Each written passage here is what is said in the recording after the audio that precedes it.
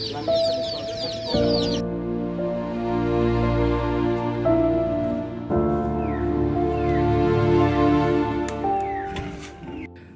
পুলিশের গুলিতে শহীদ হওয়া পটুয়াখালীর দুমকি উপজেলার জসিমউদ্দিনের মেয়ে লামিয়ার দাফন হবে বাবার পাশেই। এদিকে জুলাইতে ছেলেকে হারিয়ে 1 বছর যেতে না যেতেই নাতনির মৃত্যুতে ভেঙে পড়েছেন লামিয়ার দাদা সোবাহান হাওলাদার। ঘরের খামের সঙ্গে মাথা ঠেকিয়ে তার নির্বাক চোখের চাহনি বলে দেয়, শোকে পাথর হয়ে গেছেন তিনি।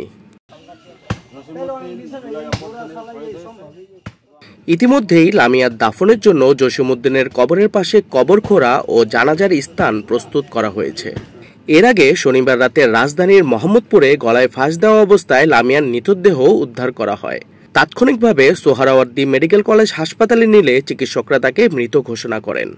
জুলাই গণঅভ্যুত্থানে শহীদ জসিমউদ্দিনের এই মেয়ে আমরা কিছুদিন আগে শুনছি সে ধর্ষণের শিকার হয়েছে এবং এই ধর্ষণের মামলা হয়েছে, নিজে বাদী হয়ে মামলা করেছে এবং আমরা জানতে পেরেছি যে 2 জন আসামিও গ্রেপ্তার হয়েছে।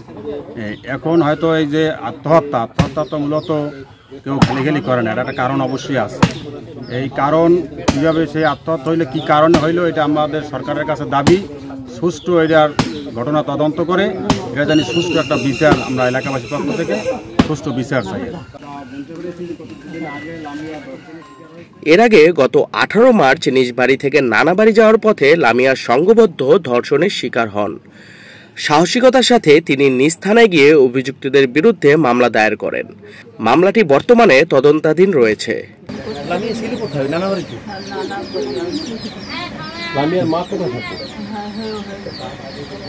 আচ্ছা, আপনি বলেছিলেন এর আগে যে বৃহস্পতিবারই সম্ভবত লামিয়া ঢাকা গেছে।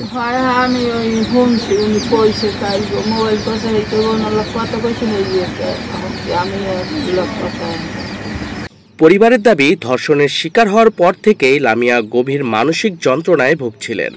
সামাজিক লজ্জা, অবহেলা এবং ন্যায় বিচার না পাওয়ার আশঙ্কা তার মধ্যে চরম হতাশা তৈরি করে। সেই হতাশা থেকেই তিনি আত্মহত্যার পথ বেছে নিতে বাধ্য হয়েছেন।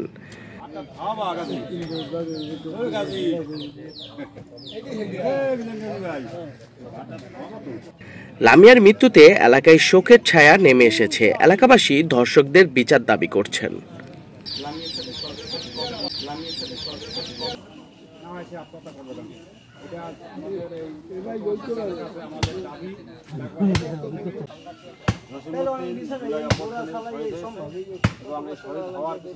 লামিয়া